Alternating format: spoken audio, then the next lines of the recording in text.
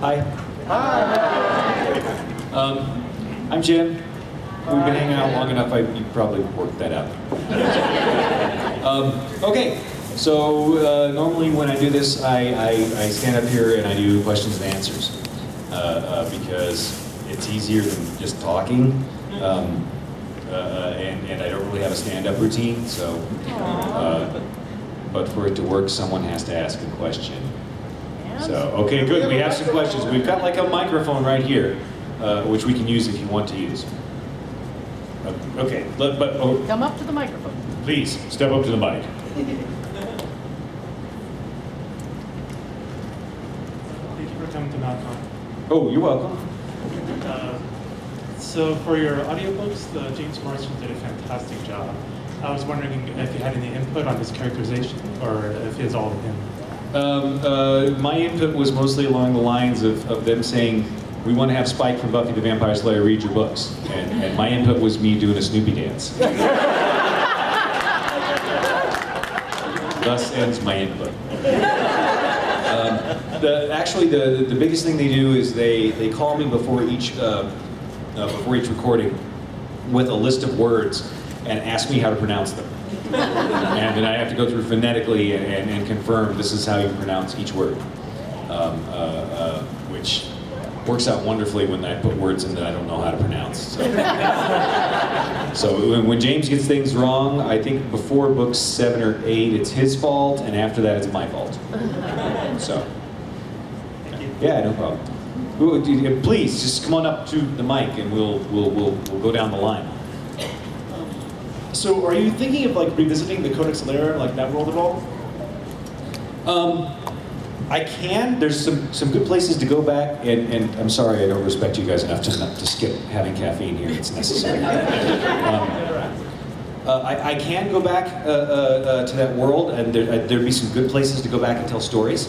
Plus, I mean, come on, it's the humans versus the Zerg, and I can always have the Protoss show up. But I don't have any plans to do it at the moment. There's nothing concrete on the drawing board. I can, and maybe one day I'll need to pay off my gambling debts or something. It would be nice to have that, that established series already there.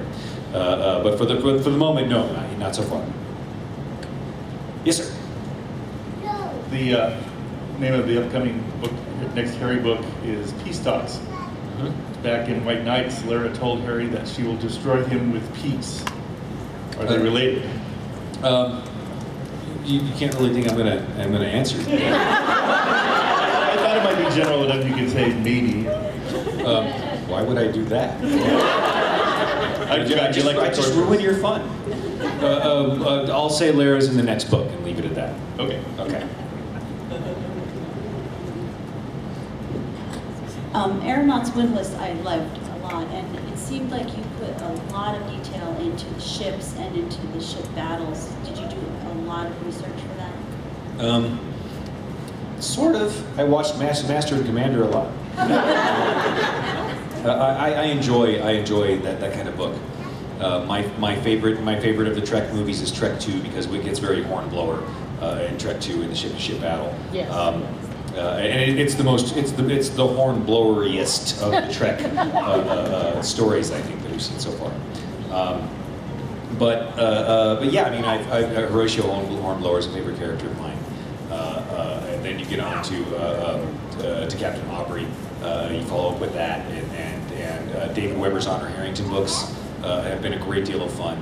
And it's like, I want to do nautical combat, but I can't do it on an ocean. Because you have to learn too much about it. It's really specific on the ocean. Like absolutely everything on a ship has its own names, and there's a phenomenal amount of learning to get it done. It is a universe unto itself. That only one that actually existed. So I didn't want to go quite that deep. I just wanted broadsides and cool drama and sword fights. So I said, well, let's do it on airships, and then I can mix in some fighter plane stuff too. Some World War II fighter plane stuff, which is to say Star Wars dogfighting. So that was a lot of fun, and I had a great time doing it. Again, thanks for coming. Have you had characters who have ended up very different to how you originally planned them? Can you give us some examples of that? So, Not a whole lot, because when I build a character, they've got a purpose, and so normally I build them to do something, and that's what I get out of them, because they've been constructed from the ground floor to do that. There are a few characters that have exceeded that purpose outrageously. The most notable one being Waldo Butters. Butters was the guy that I just needed to lighten up this really hideous medical examiner examining corpse scene. So it was an autopsy scene, and I'm reading through it, and I'm like, oh my gosh, this is horrible. I've got pieces I've got people cubed and pieces of flesh just kind of pattering to the ground. This is awful. I need to lighten this up. And so I stole the medical examiner from the Prophecy. Only in the Prophecy he was a ginger. So I said, okay, well I gotta make him somebody else instead. And I said, okay, if Weird Al Matt Yankovic was a medical examiner, that's who I'm gonna write right now. And then he was just a one-off bit character. And then the next book, a couple books later, I'm writing, and my editor comes to me and says, what's your plan for the next book? And originally I just got done with Blood Rights, and I was going to write Proven Guilty next. And I said, oh, this one's going to be a little bit quieter, and it's going to be a little bit more personally focused on this side character Molly that we've seen before. And the editor's like, maybe it's not the best timing for that story. Maybe you want a story that's a little bit bigger, that's a little bit heavier, that's a little bit, kind of a little bit more rigid. And I'm like, wait, are you telling me I'm going paperback? She's like, I didn't say that. You didn't hear that from me? I'm just giving you some advice that I think you should listen to. Am I going hardback? And they're like, so that was going to be the first hardback book. So I said, okay, well, I've got to do the Necromancers. I've got to do the Zombie T-Rex. I need a sidekick for Harry. Who's the perfect sidekick for Harry? Because this is going to be a really dark one, so it needs to be a sidekick that can't really help too much yet, is thematically appropriate. And I'm like, the wee medical examiner, that's perfect. The corpse guy can help him against the Necromancers and be no good at all. But then as I started writing the character, I realized, oh wait, I'm going to have to do some more stuff with him, and so I started planting seeds for the future. And so he got repurposed, which is a fine thing to do with characters, I guess, rather than just throwing them away. Yeah. All right, thank you. Yeah, sure. Speaking of characters, I was wondering, you left Cat Sith's fate sort of ambiguous. So was that intentional? Or? Cat Sith's fate? Yeah. What? Obviously, he off the ship into the freezing water. Well, that's what happened to Harry. Harry was fine. Harry is What's your not- point? I was just wondering if Matt kidnapped him or something. You're just trying to get more information out of me that I haven't given you yet. I see through your charade, sir. I'm not going to tell you the answer.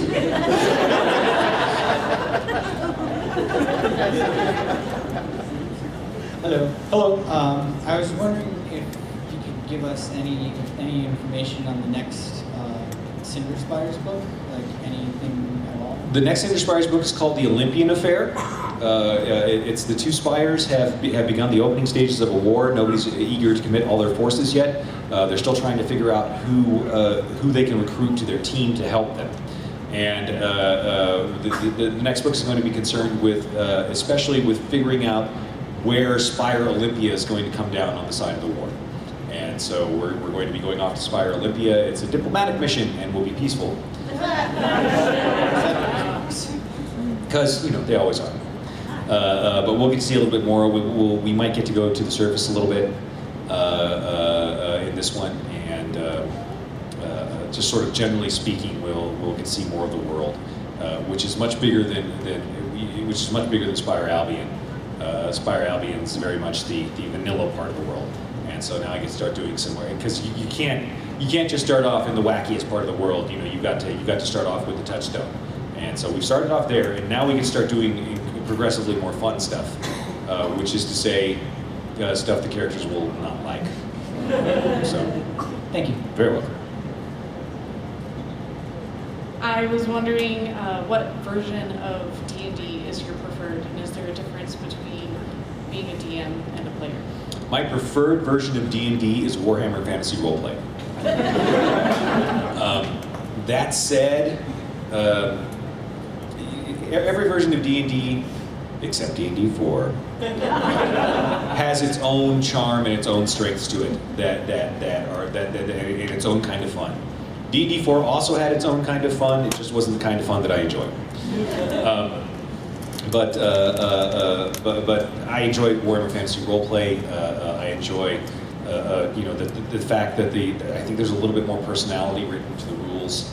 There are skills for characters called like flee with an exclamation point. So it's not just flee, it's flee, and things like that. I think it gives players a little bit more flexibility as to what they want to do with their characters and where they want to go. I like the world setting and how integrated it is with all the rules. You can run D&D on any kind of world, but I really enjoy Warhammer. The difference between GMing for me and playing is that I get bored with characters after 2 weeks and have to switch to a new one because this character's boring. I've already done everything. I'm tired of that. As a DM, my focus on don't you come over and ask questions.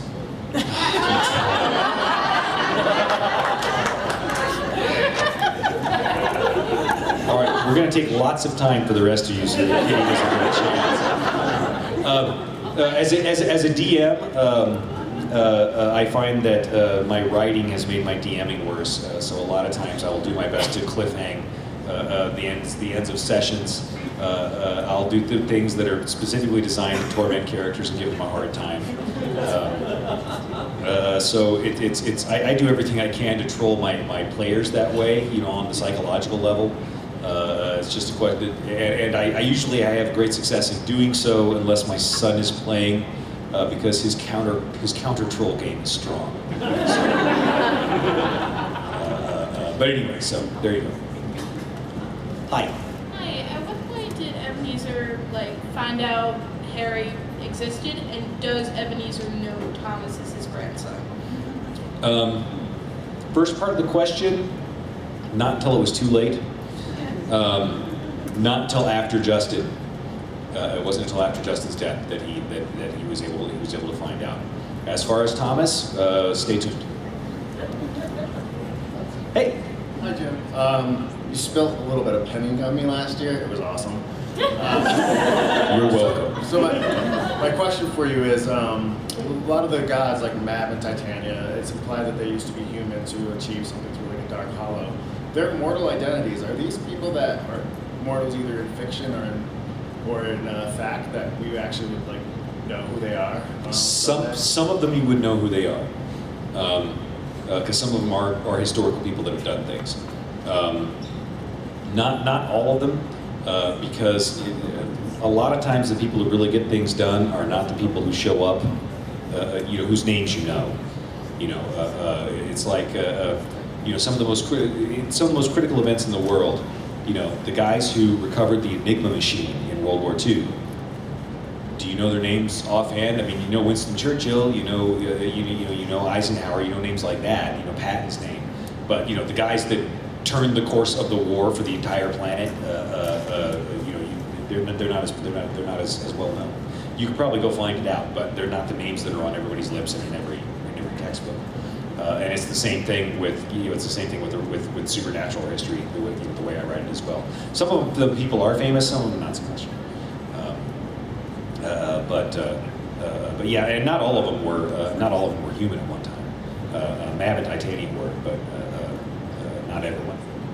Okay, so yeah, sure. Hey.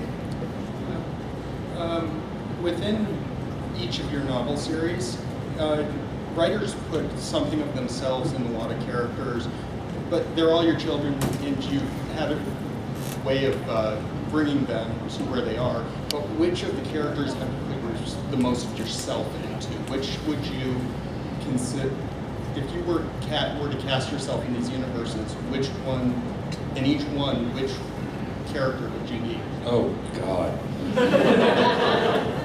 If I was, okay, that's not even a fair question because it isn't even, because if I was going to cast myself, I'd be a white court vampire. That'd be fun. But I mean, as far as the characters that are most like me, I don't know. I just write these people. I don't. That's a deep question. I don't get into that, which is something that that's well reflected in Dresden. He doesn't do that introspection thing a lot.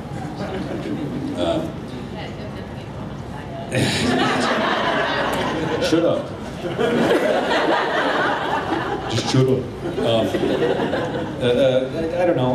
I don't really think of them like that. I try and build them and make them their own people. They're a lot like me because I can't help that. On account of I'm the only person I know how to be. So, you know, I just do my best to envision. I think the characters who are most like me are probably it's a lot of the little ones on the side. You know, I like Lamar, the emergency medical tech, who knows that weird things are happening in Chicago, and he's showed up in a couple of books now and wants nothing to do with any of it. He's like, oh, this is weird stuff? Nope, I'm out of here. And that's me, right there. That guy is me. Sure. So we talk a lot about humans, but I actually have a question about our favorite canine. Okay. So where did you get the idea for Mouse, and why did you bring him in as such a major part of the story?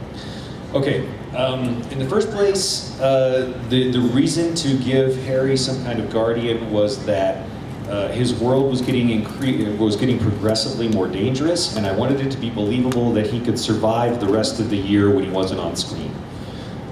So I wanted him to have this protector figure. The second reason was because we got a dog, and it had been a long time since I'd had a dog in the family, and I had forgotten how awesome it was. And Mouse is the dog that my dog, who I lost last year, is the dog that my dog thought he was. Now, my dog was a Bichon Frise. He was about this big. But he was convinced that he was a mighty warrior protector spirit. And to his credit, he saved my kid from a bear when he was a puppy. He fought a coyote when he was 13 years old and broke a tooth off on it and got away. Yeah, the dog was all but blind and deaf, and I can only assume that out there somewhere there's a coyote limping going, that bunny was completely unreasonable. But that's where Mouse came from, and you know, basically because I had my dog was my patron writing spirit. So whenever I was writing, whenever I'd be writing, I'd be stretched out on the couch with the laptop, and the dog would be right there between my ankles.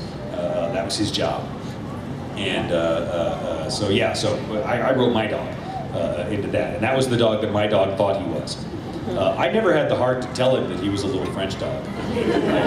I just didn't. He was pretty sure. I was pretty sure he was convinced he was a Rottweiler, and he just stayed that way. But he was able to pass on some of his dogging to my sister's dog. She got a Bichon Frise named Buffy the Vampire Slayer. Buffy the Vampire Slayer is afraid of the dark. But my dog would boldly go right out into the backyard, into the darkness where who knows what was, and so Buffy would eventually learn, oh, okay, that's all right, we can do that. And so he passed on his dog awesomeness to several other dogs, you know, so we're doing well. All right, you. All right, so I have a two-part question about Mirror Mirror. Okay. So is alternate universe Harry going to be like Pepsi, McDonald's, oh my God. hockey stick, cheap, Okay. and obviously the hat. Well, I mean the hat's canon anyway. Thank you, everyone. Panel's over. Hey, that's only the first part. Okay. All right, you did say it was a two-part question. Please ask. Are we going to get to see Susan wielding Amarachius again? Oh my gosh. That is such an inside joke. Go away. For you guys that don't know, the book after Peace Talks is titled Mirror Mirror, and it's going to be much because I'm going to be writing an alternate universe with eye patches and goatees and everything, and how can I not call it Mirror Mirror? And it's kind of the general idea of that story, and so we're going to see a lot of alternate stuff. Dude, will evil Harry drink Pepsi? Oh my God. Why do you do this to me? That's because you love me. Okay, good answer. Why is it all this stuff? It's because you love me. That drives me insane. Cats everywhere. Okay. Well, she did have the Susan Amaracus question too. Yes.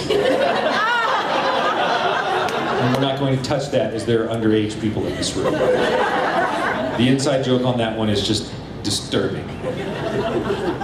All right, so the question I actually had was, so you put your characters through these absolutely torturous situations, and it takes a really, like George R. R. Martin kind of twisted kind of mind, I think, to really do these things to your characters that we love. Hey now. All right, but please continue your question. All right, so the question was then, how do you reconcile doing that to those characters with the fact that you are actually a nice guy? Like get no respect. Look, I'm not actually a nice guy, is the answer. I play one at conventions. You see, the thing is that's what nobody understands, is that it's not that I enjoy torturing the characters, it's that I enjoy torturing all of you. But if I do it in real life, they'll lock me away, so this is the best I can manage, is I torture you guys in effigy. But yeah, okay, I'm just going to say right now, for anybody who wants to be a writer, you don't have to be a sadist to be a writer. I mean, it's not required, but it's helpful. It helps a lot, or at least, you know, an evangelical masochist, you know, so one of the two. So at the end of Prove It Guilty, when Molly became Harry's apprentice, she was under the doom of Damocles. She's now the Winter Lady. Is she still under the doom of Damocles? Yeah, I'd like to see the White Council trying to kill that. I'd like to see Mab's poker face on that one. You see, the thing is the White Council, they've got all kinds of power, and they really do it. They can do all kinds of things in the world, but at the end of the day, nobody wants to be the one to walk up to Mab and say, there's this little legal matter we need to clear up. Because you know, nobody wants to be the one to cross Mab. They know she's dangerous. And not only that, but she's older than all the White Council, which is essentially, it's a gerontocracy. I mean, the older you get it, the more powerful you get as a wizard. And they all know that she's been around longer than any of them. And so nobody wants to be the one to say, well, you know, I've been cruising along for 340 years here, and maybe I'll just try my luck against Mab. There isn't a wizard who thinks like that. So, well, yeah, Harry's stupid. He has not got a rational perspective on the universe, and that's just a fact. But. You've opened up the Dresden world for an RPG. Is there any thought of opening Codex Alera for one as well? Yeah, I'd be fine with that. I mean, you know, I'm happy to if people want to go play there. If you just want to write your Codex Alera game and play it there, please do. You know, have fun. That's kind of the whole point, the whole books of the whole project is, yeah, have fun. That's what we're doing. Can you give some insights into when you're going to kill a character off? Do you make characters specifically knowing that I need someone to kill off at this point and introduce them early on, or does the story set something up and you realize it would make a lot of sense if this character died? What's your process for that? Yes. Yeah, there are characters that I've set up from the very beginning that it is not their fate to survive the story. There are characters occasionally that come along that I go, you know what? It just, yeah, it's your time. Look at this situation I've written. Yeah, I didn't plan it either, but there it is. You're out of here. Are there characters that survived their original fate of getting killed off? Yeah, Butters did. Yeah, I was going to have Butters die horribly at one point, but as it was, you know, it's like, you know what, I can find other use for you. Polka will never die. Not yet. You're welcome. See, I did, like I said, I want to torture all of you next. So, in regards to Molly and the process that she's been going through of kind of growing up and such, and now she's, you know, she's the Winter Lady, and I'm kind of interested in the idea. It's kind of twofold. how long has it been since a mortal has become that level of a fairy? And what kinds of repercussions or changes do you think that we're going to see? Well, it's been a while since there was a pure mortal. I mean, technically, Maeve and Sarissa were pure mortals and only influenced by the mantle. So that they were first generation half fae. But as far as Molly being pure mortal, is she really anymore? Is sort of the question, and it's sort of what we're dealing with. I don't know if you've read her short story yet. I'm not sure. Is it not out yet? Oh, okay. Well, you should read that, definitely. It's called Cold Case, and it's Molly, essentially Molly off on her first mission as Winter Lady, where she finds out what the Winter Lady does and what her purpose in the cosmos is, essentially. And Molly gets to find out the hard way, because that's how I do it to everybody. But and that's the Molly Ramirez team up short story. So that is in an anthology. I think it's in Sean Speakman's Unfettered 2, maybe, or Unbound, Unsomethinged. Help. Okay. We'll have an answer for you shortly. Okay. So, wizards and technology, they don't get along very well. Correct. Have you destroyed many computers? Or Man, I burn out a laptop in 9 to 10 months. Is about how long the average laptop lasts me. And that's not playing video games on it. That's just working, browsing, researching. But yeah, I've got big dumb thick fingers, and so when I type, I don't type like I type like that. And so I start wearing the keys out, and then it starts overheating because it's always like on my lap, on a couch somewhere, and just sort of generally speaking, yeah, I go through those things fast. I'm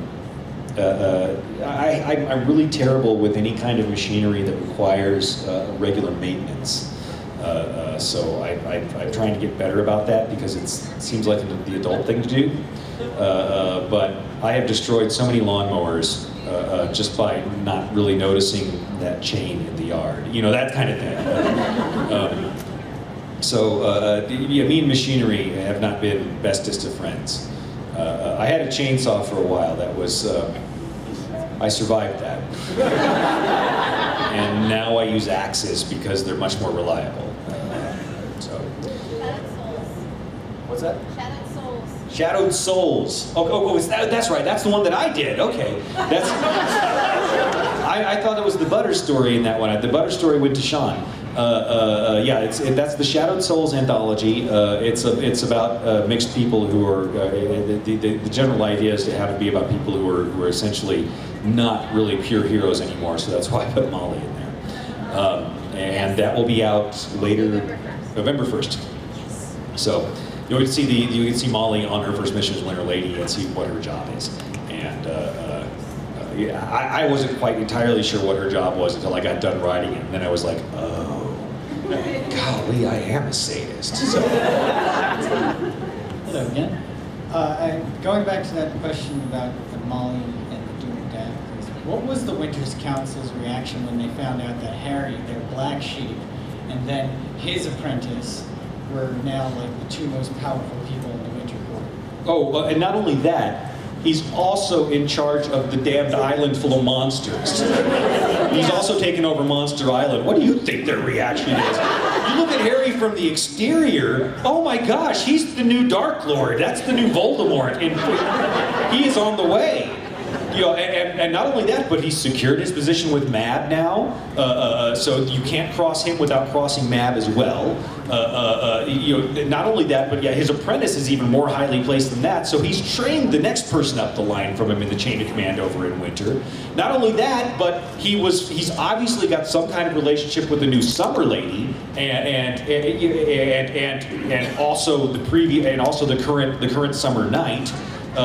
He's forming this group of people who share information over this internet that wizards can't access. So he's got this spy network forming. Are you kidding? So He's the most dangerous man on the planet. So they're crapping their pants. Exactly. It's not as much that as much as, okay, yeah, we're gonna have to bump him up with the threat, bump him up again, bump him up. It doesn't go any higher? Okay, all right, we're gonna have to start taking action on this one. So. Is he still part of the White Council? Technically. Technically, because the White Council subscribes to the keep your friends close and keep your enemies closer theory of things. So yeah, and Harry doesn't really realize any of that because he's just stumbling along through his life doing stuff. But yeah, anybody who's looking at it from the outside, are you kidding? They've got to be flipping out right now. Hi, there are a couple of things from way back that I'm wondering if we'll ever see again. Like, for instance, mention of the Jade Court of vampires, or in the very first story, the little girl Faith Astor should be in her 20s by now. Are we ever going to see her, maybe? Yes, yes. I wrote her to be the femme fatale that walks in to kick off the big apocalyptic trilogy at the end. I had a strange. I liked her. I'm lazy, man. I don't like to write things I'm not going to use later. I don't know how much Jade Court will see because they're written to be this extreme isolationist faction, by which I mean they like staying isolated. So the Jade Court, you know, they remain mostly in the Yangtze River Valley in China. They don't even call it China because they're not sure if this whole China thing is going to work out yet. As far as they're concerned, it's still Qin. Yeah, I mean, this whole unified kingdoms thing, maybe it was a good idea. You know, there hasn't been long enough time to tell. You know, 4,000 years. But we might see some of their agents later on. But probably not them themselves. They're busy being celestial over where they are. So, thank you.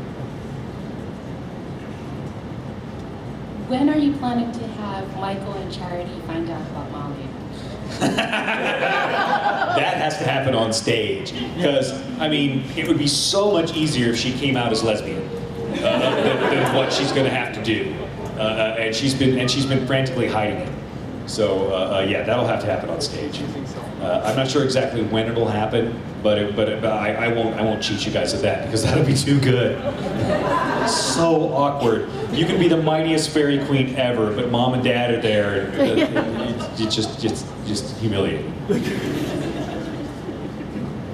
So more of your life. What brought you to the University of Oklahoma? A girl. Oh, mainly.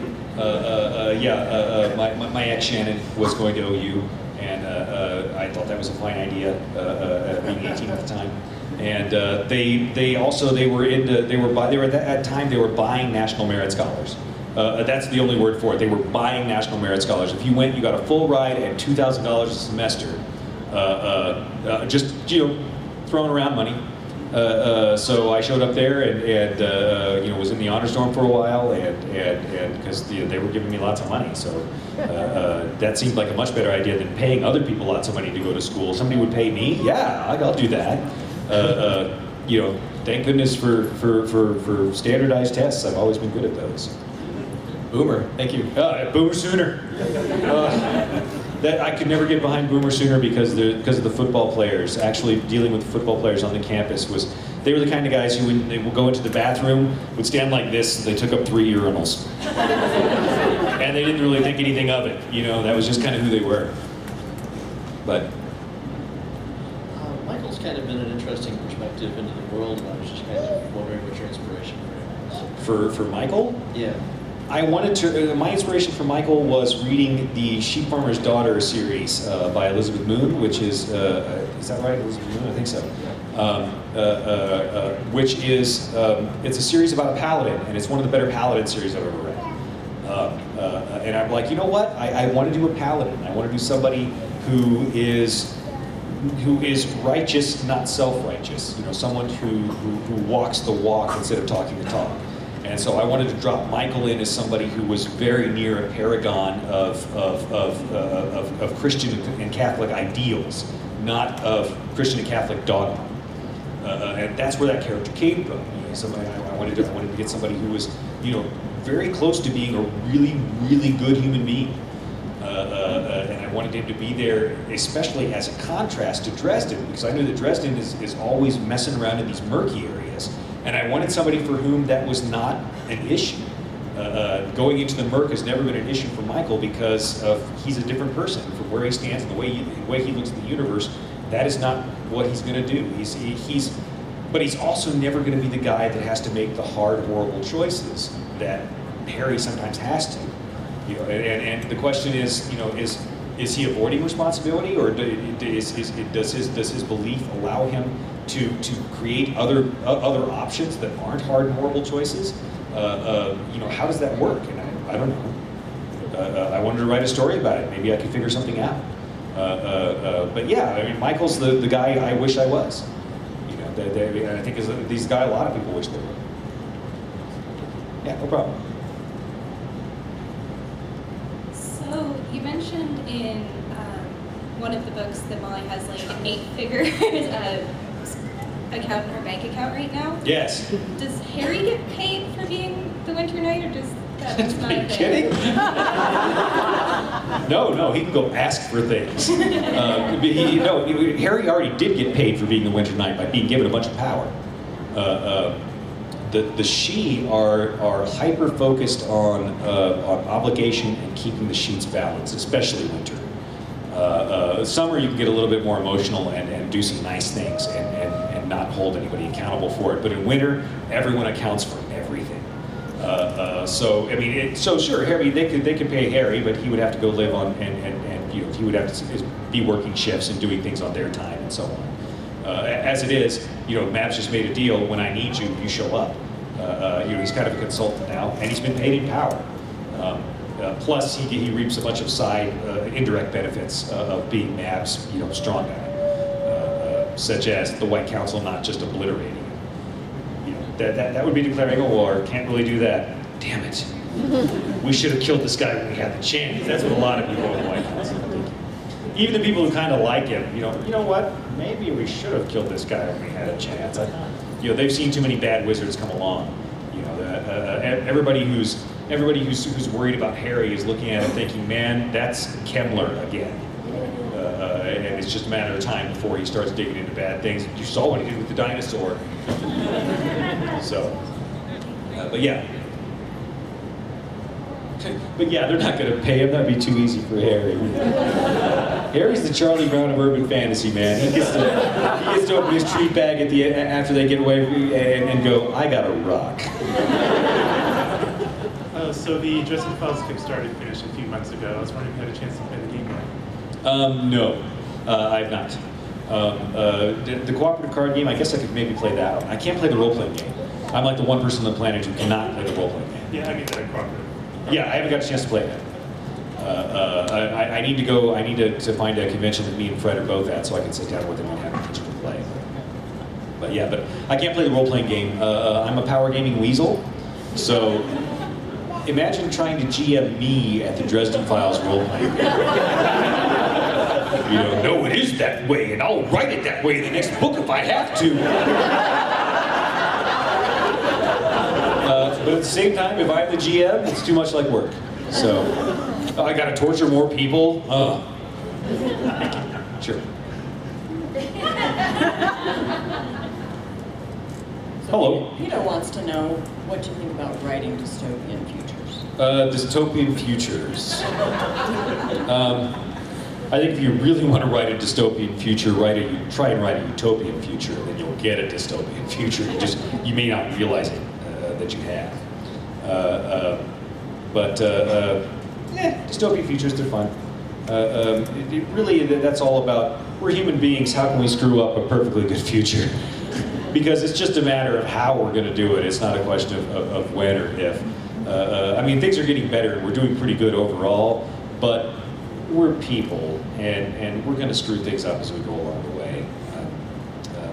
So I guess we'll see what happens. As far as general dystopia goes, I can get behind it. Because there's always going to be things that need to be righted, need to be fixed. I'm not somebody who believes that the Federation is going to happen. I mean, it sounds like a great idea, but I think we could get there and then find out what a terrible idea it was, and it would come around to bite us later, just because that's the nature of people.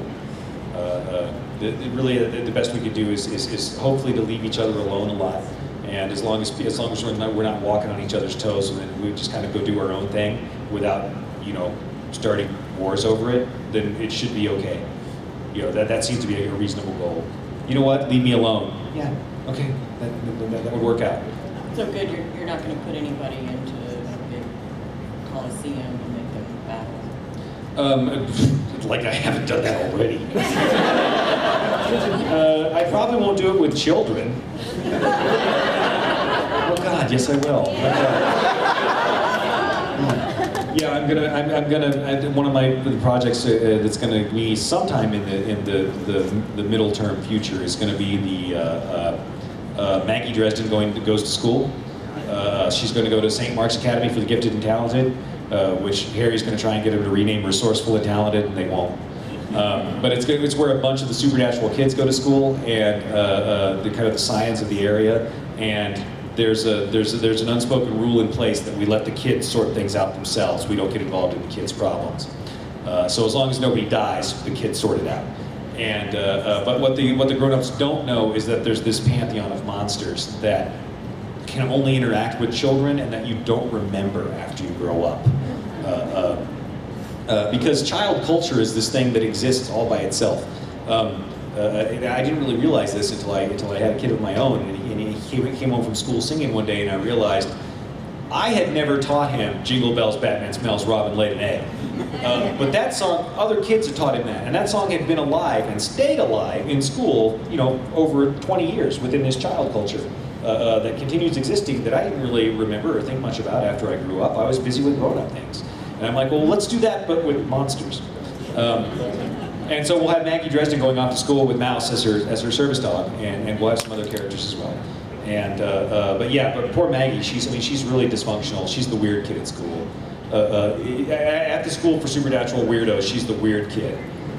But she's gone through a lot, and she really does need a service dog. She's got a lot of social anxiety and anxiety issues that I want to have a character who does have these problems. Except when things are on fire and everybody's panicking and screaming, and then she's perfectly normal because she's Harry Dresden's daughter. So. A little while ago, you were talking about Michael being a paladin, and in one of the recent books, you had Uriel bestow his power on him, and Uriel said, "If you screw up with this, I will fall." Is that what happened to any of the Denarians? To any of the Denarians? No.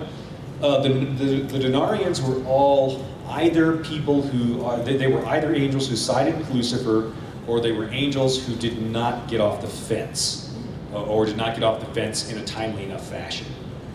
Lashiel was one of those angels who tried to play both sides off the middle, and it did not work out for her after the Angel War, which makes her more bitter because her schemes fell apart. And she was pretty confident about those schemes. But yeah, the Denarians are all. They're all angels who either sided with Lucifer during the rebellion, or were sort of cast out after. There's this whole crew of angels who were like, well, you know what? You deserted from this combat, or you fled this battle, and you're gone as well. And they might not have got cast to the lake of fire, but they wound up in other places. What was your inspiration for Bob, and was he always going to be into porn? I turned in my first chapter, okay, to my writing teacher. She said, "Well, you did it." And I'm like, "What do you mean?" She's like, "Well, this will sell. This is a professional quality. You'll be able to sell this. I don't know if it'll be the first thing you sell, but it will sell." And that was one thing she said. She's like, "So what's coming up next?" And I'm like, well, I've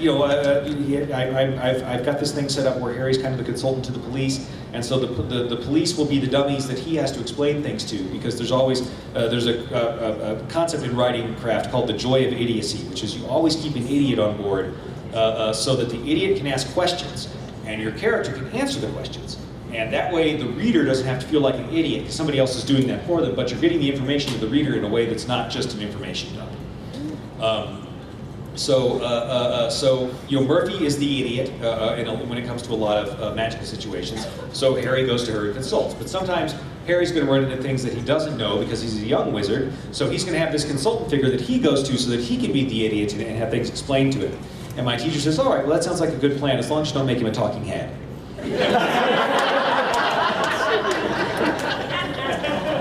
So I came back a couple weeks later with the next chapters with Bob, the literal talking head. She reads that and looks across the desk at me and says, you think you're funny, don't you? I thought she said you were doing everything she told you to that time. Yeah. But I've been arguing with her for 3 years. I'm obstreperous, man. What can I tell you? Speaking of anxiety issues, given the number of huge furballs that Harry's been in that rival Battle of Stalingrad and Battle of the Bulge together in 5 minutes, does he or will he ever suffer from PTSD? Oh God, he suffers terribly from it. It's one of those things that he's just denying and blocking out. I mean, he's had bad things happen to him, but he's also somebody who's very focused on other people, so he keeps trying to soldier on. And that's not something you can do indefinitely. We'll get to that as well. But yeah, I mean, Dresden's got issues. He might have, as you Americans say, issues. And that is stuff that he will have to confront eventually, because you can't get away from that. Eventually, you can't sustain it anymore. Thank you. All right. So you just said the fallen angels. They did follow Lucifer in this world too. So does Lucifer have his own coin, and will he make an appearance? Oh no, Lucifer stuck in a coin? Are you kidding? No, he's the Prince of fucking Darkness. No, that doesn't happen. No, I mean that was the deal. I mean, better to rule in hell than serve in heaven. And he does rule in hell. He's not stuck in somebody's coin. But we'll get to see him on stage later. So that's not to the big trilogy. But hey, he's freaking Satan. You can't go anywhere worse. So. Will we see Billy or Jenny Sells again? Billy or Jenny Sells. Let me think, because they're back a ways. Victor and Monica Sells' kids? Oh, yeah, those two. Oh, God. Maybe. That could well be. Oh, my gosh. Yeah, I'd forgotten them. They were on a page of notes somewhere. Now you've reminded me. I'm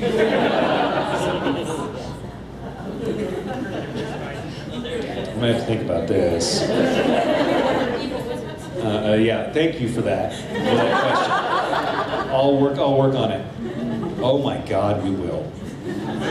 That has to happen now.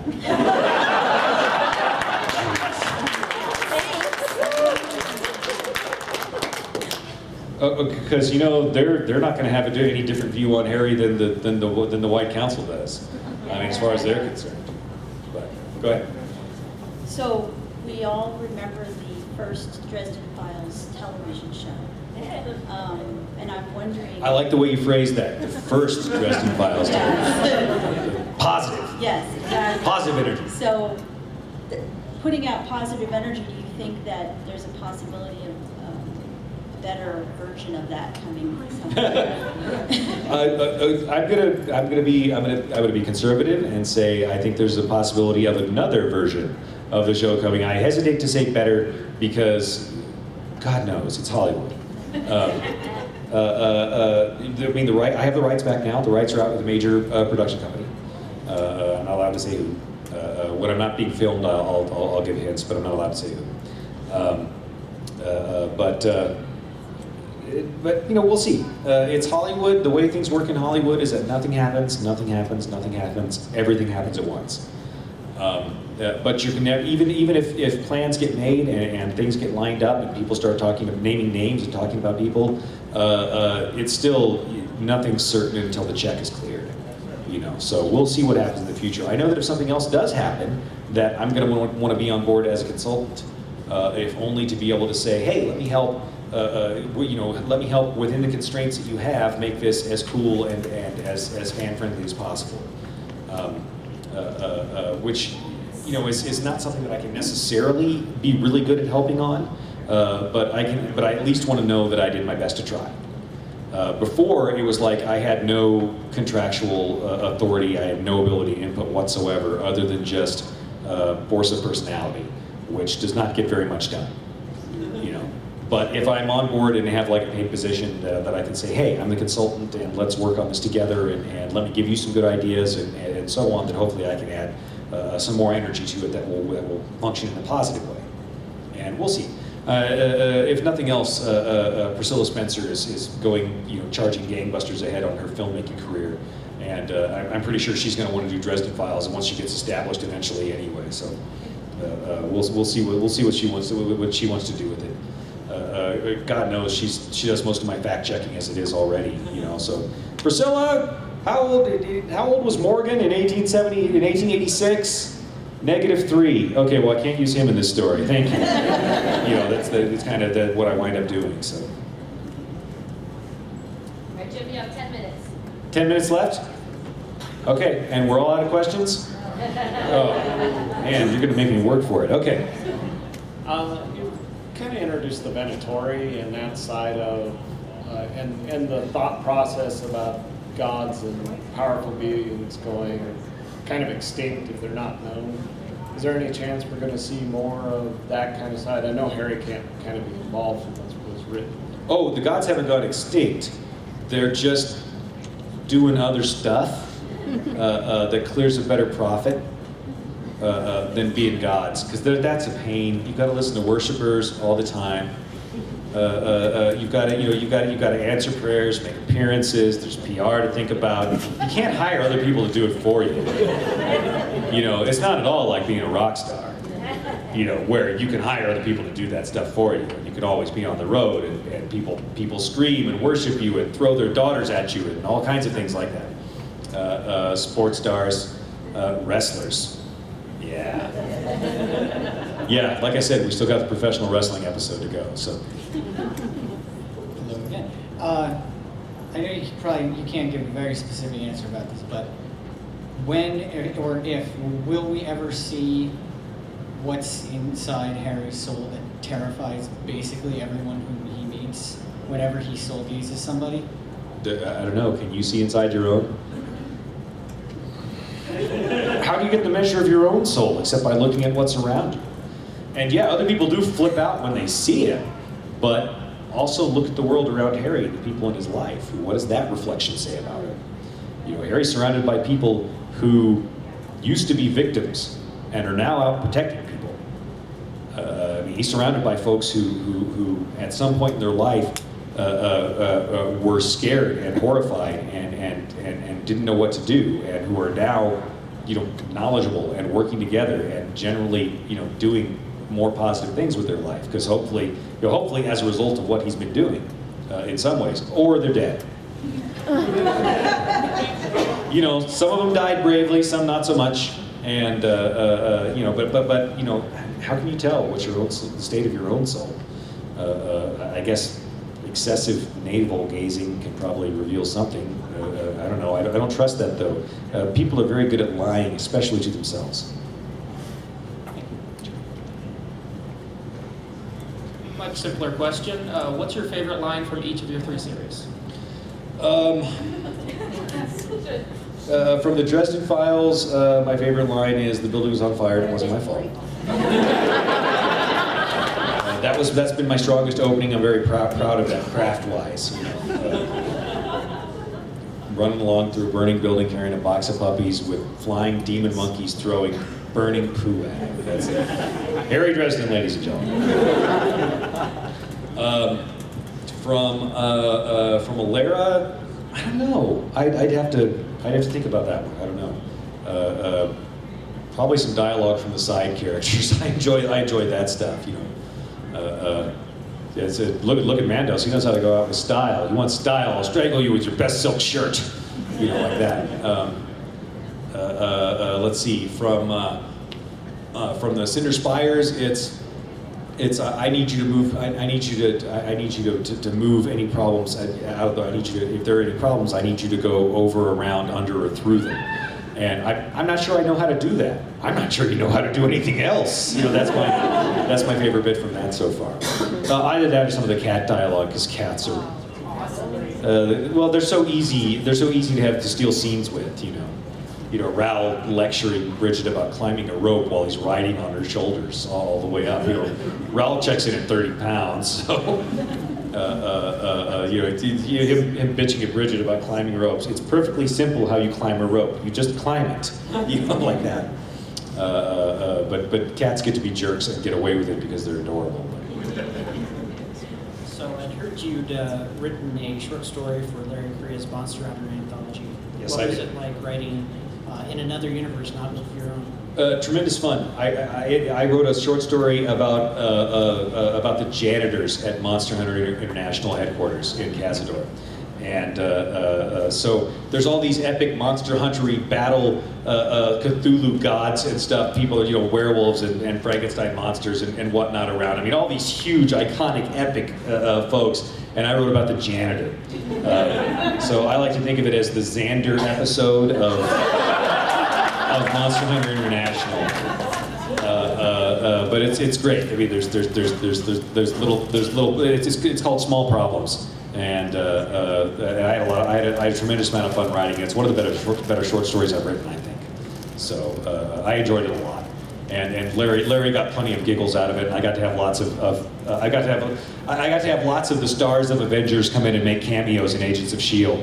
You know, that was the story that I was doing. So I have trouble maintaining continuity in a 1,000-word short story. When you're 10 or 15 books in, do you find yourself going, oh crap, I should have done something differently 4 books ago, and how do you deal with that? When you should have done something differently 4 books ago and you need to change it, you get creative. Because you can't change it because the readers already have it. It's already in the reader's head. And the readers only get the one story. And having continuity issues as a writer is understandable, because as a writer, you write something, you write another draft, you get somebody to read it, write some more, an editor sees it, and then you write it again, and then a copy editor, and you write it again, and then here comes the final draft, and you go through that. And so by the time you're done with the book, by the time I'm done with the book, I've got about 7 or 8 slightly different versions of the same book in my head. And not only that, but then that gets conflated with all the versions of the book that I could have written and didn't, because I made different choices for whatever reason that I was telling the story. For example, in the Dresden Files, in Changes, Harry could have gone one of 3 ways. He could have gone Dark Hallow, he could have gone Agent of Mab, or he could have gone Lashiel's Coin. And it would have changed the story dramatically depending on which way he went. And I wasn't sure which one he was going to choose until he got there. So in my head, the Dresden Files is like this cloud of parallel realities that are going along, which is why it's going to be really easy to write Mirror Mirror, because I already have all these parallel realities in my head anyway.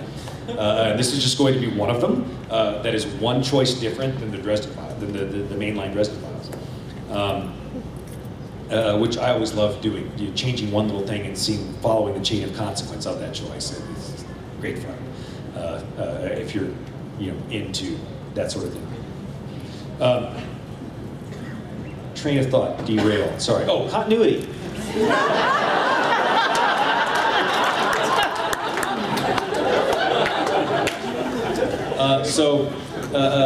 I employ beta readers that help me a lot. And a couple of the beta readers I have tremendous brains for continuity. I mean, unreal, Hermione level brains for continuity that you just look at them and go, freak. But also, and then the wider fan community has helped me now because, for example, the Dresden Files role-playing game has now provided me with a reference that I can go look at when I need to know information that I've forgotten. Or I can like, how many kids do the Carpenters have again? God, I can't remember. There's so many of them. Let me go look up the Dresden Files wiki. And oh, okay, here they are, and their relative ages. Awesome. Okay, now I know it again. So I cheat a lot. Is how you do it. But if you're not fortunate enough to be able to cheat a lot or to have access to people with freakish brains, then you've got to take copious notes, which I also have. And you've got to be able to reference them and to some degree go, oh, I remember this. So there you go. That's how you handle continuity. Are we up yet? Is time up? Are we done? Yes. Oh, thank God. Okay.